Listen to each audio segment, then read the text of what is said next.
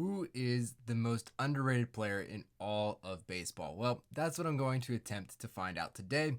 And the MLB just released their first update on how many votes we have for the All-Star game and where all the players lie. And even though maybe this isn't exactly how it works, what I'm taking this as is this is basically a poll of all the fans in baseball to see who they think is the best at every position. And we can compare that to who actually is the best at every position by the numbers this year. And so what I've done, what I've tried to do for the sake of this video, is I came up with a formula so that I'm not biased here that compares where the fans rank them to what their actual WAR has been this year and to what their offense has been this year. Because I do know that a lot of the All-Star game voting is more to do with offense than defense. And so with that system that I've made up, we're going to attempt to find the most underrated players in baseball. And we're probably also going to find the most overrated players in baseball, but that's not entirely my purpose here. Because the goal for me, and really the channel theme for like the 2025 season, is just to give credit to players who don't get enough credit. There are a lot of great players in baseball who don't get the love and recognition that they deserve, and we're going to try to highlight some of those guys here today. So we're going to start out with the American League first baseman. I'm going to put up the votes on screen right now. Now with the first baseman, Jonathan Aranda is actually the best first baseman by WAR and by WRC+. And Paul Goldschmidt, while being the top voted first baseman, is actually fourth in WAR and WRC+. And so with that, we can say Aranda is rather underrated. He is the best first baseman, and he's not really getting recognized like it. Also, Christian Walker is the fifth guy in the vote here. He is 17th in terms of WAR, and he's 17th in terms of WRC+. Obviously, the injury, all that stuff going on. What I think is really going on there and why he's getting those votes, I think is largely to do with the fact that the top four first basemen are already being voted for. And if you're going to vote for one of the best first basemen, you're going to vote for one of those four guys. And Christian Walker just has a big fan base in Houston, as well as probably a lot of D-backs fans voting for him, as well as some people probably voting for him as a meme guy because his numbers are so bad. So I think he's finding himself on here for that reason. So I'm not really going to say Christian Walker is overrated. While there are players better than him, nobody else really deserves to be pushing the top tier guys to get votes. And so with my calculations on that, Jonathan Aranda is going to come away with 7 points. That's his underrated score. And Goldie's going to come away with -7 points. But really, we're only going to keep track of the leaderboard for the underrated players. Second base for the American League, Gleyber Torres is number 1 in the vote. He's also number 1 all the way across the board. Jackson Holliday and Jose Altuve are second and third in the vote.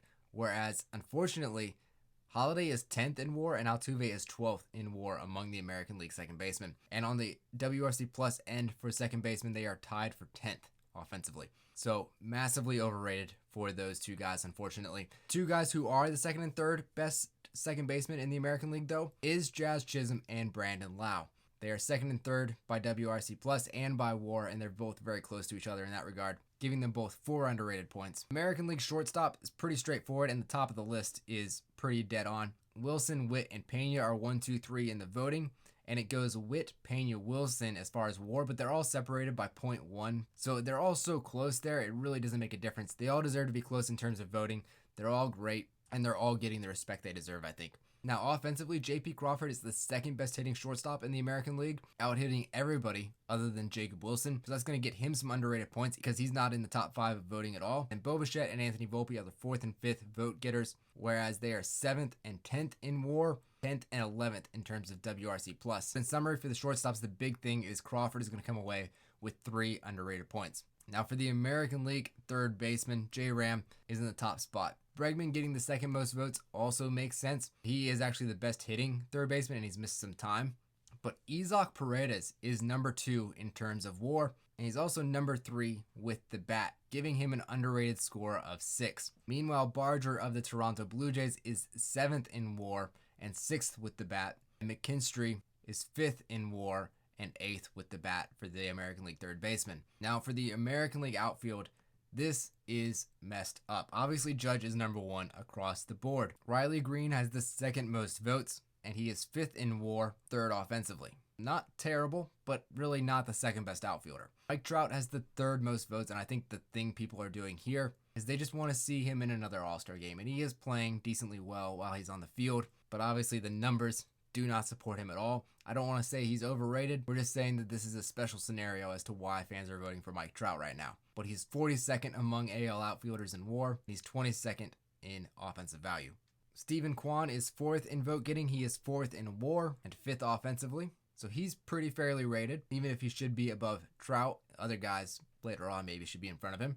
Javi Baez is 5th in votes, 7th in WAR, and 11th offensively. Cody Bellinger, 6th in the voting, is 12th in WAR, 18th offensively. Kerry Carpenter is 7th in vote getting. He is 28th in WAR.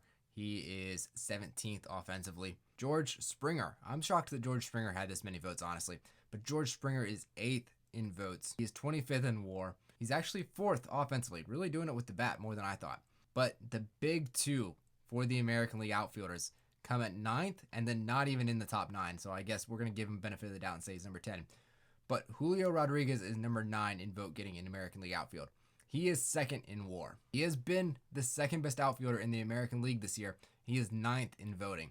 That is significantly underrated for Julio Rodriguez. Big reason why probably is he is 9th offensively, which is better than what Javi Baez, Kerry Carpenter, Cody Bellinger, and Mike Trout have been offensively. That's still behind Springer, Kwan, Green, and Judge, as well as a couple others that haven't been named yet. The one guy who is not even in the top 10 in vote getting, who is actually tied with Julio for WAR, and actually is the 2nd best hitter behind Judge, is Byron Buxton, and he's not even in the top 9 of vote getters. He might not be top 10, we don't really know. But Buxton is definitely coming in at the largest, most underrated player right now. He's out hitting everybody else other than Judge, and he has a higher WAR than everybody except Julio, who's tied with him, and Judge, who obviously has a higher WAR. So Buxton, very underrated right now. He has an underrated score of 17, that's the new high, and Julio has an underrated score of 11. Now the American League catchers, Kyle Raleigh of course is number 1 across the board. But Narvaez of the Red Sox is not top 5 despite being 2nd in WAR and 2nd offensively for the catchers. So massive underrated points to Narvaez. He's going to come in at 7 points.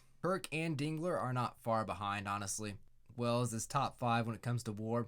The weird one here for the catchers is Logan O'Hoppe is 4th in terms of vote getting. He is 22nd in terms of WAR among American League catchers.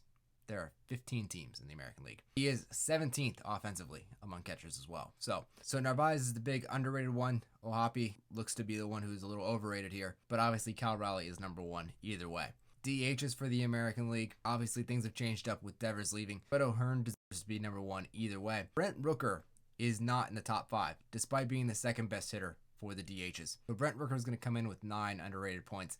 Reason being is he is significantly better than the other guys who are getting votes here. Way better than Rice, who is 7th among DHs in offensive production. Tauchman is also 7th in WRC Plus for the DHs.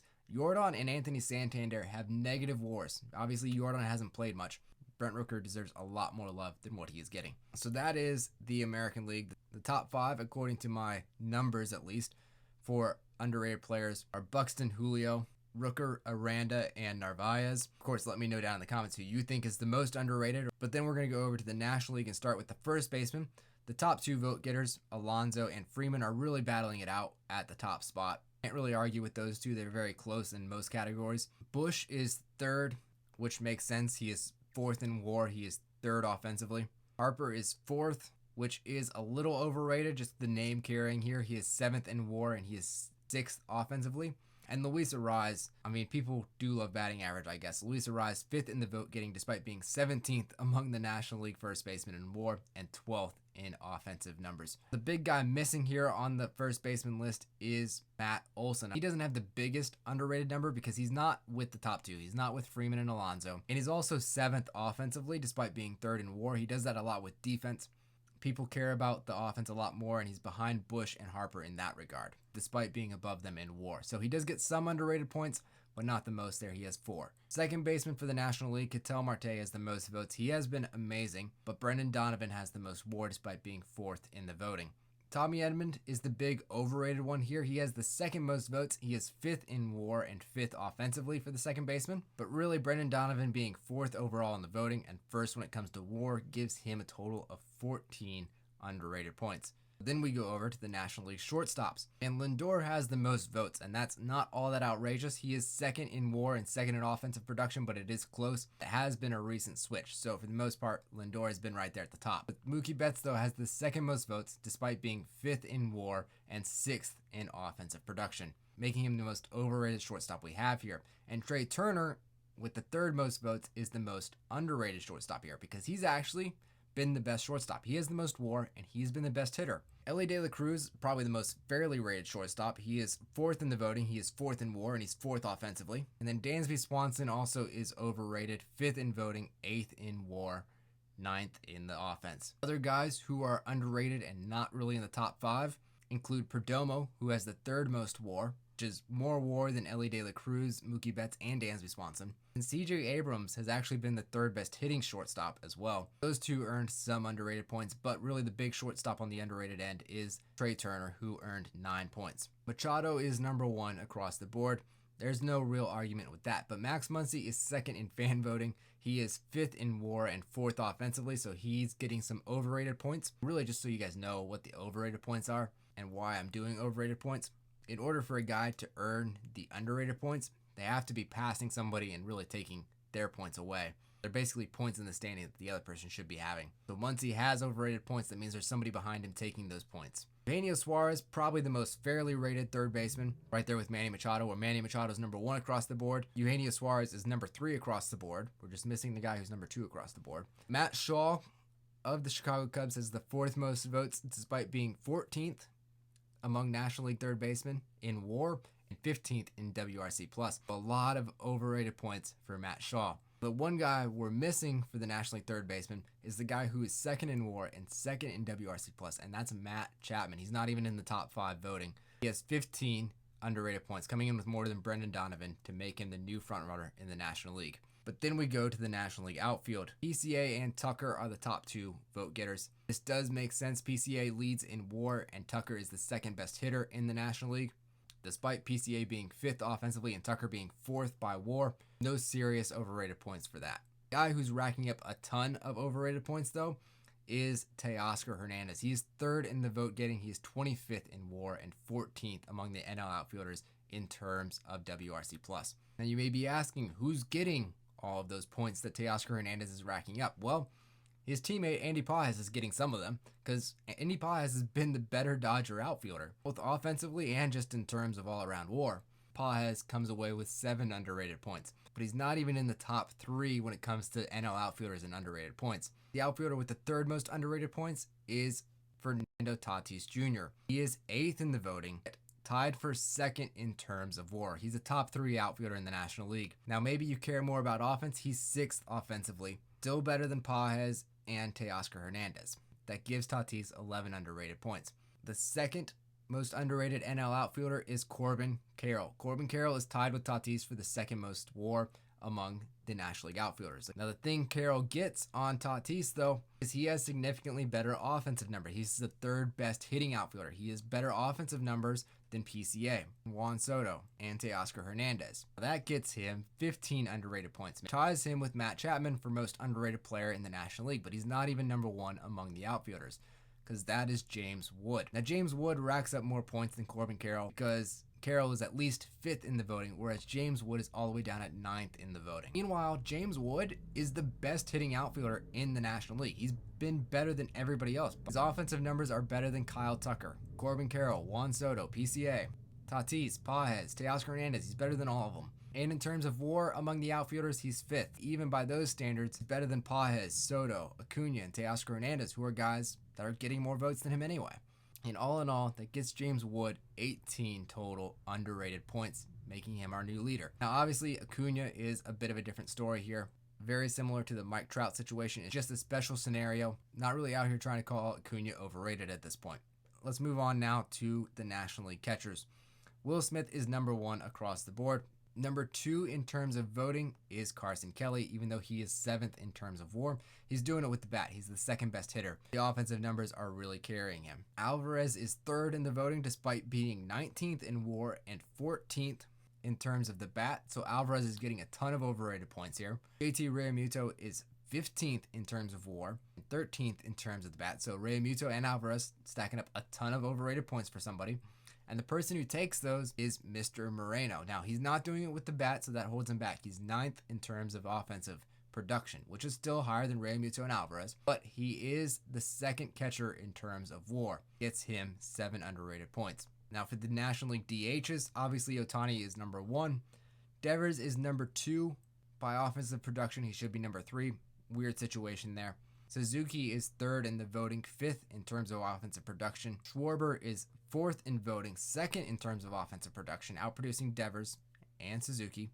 And then Starling Marte, fifth in voting, 13th in terms of production. Schwarber's the big guy getting voted. He gets 3 underrated points. Also, Ivan Herrera gets 3 underrated points because he has been out hitting Marte and Schwarber at this point with better offensive production than those two. Schwarber and Ivan both have 3 underrated points for the DHs. Now, all in all, for the National League, our 5 leaders are James Wood in first place with 18 points, Corbin Carroll and Matt Chapman tied for second and third with 15 points, Brendan Donovan in fourth with 14 points, and then Fernando Tatis Jr. in fifth with 11 points. All right, let me know down in the comments what you thought about this system of doing things. All I'm trying to do here is give shout outs to some of these players who are playing really well. Just kind of taking this as an opportunity to use the All-Star Game as basically a poll sent out to all the fans of MLB to see what they think and who they think has been the best in 2025. I know that's not exactly how the voting always works, but in its purest form, it's essentially what it's supposed to be.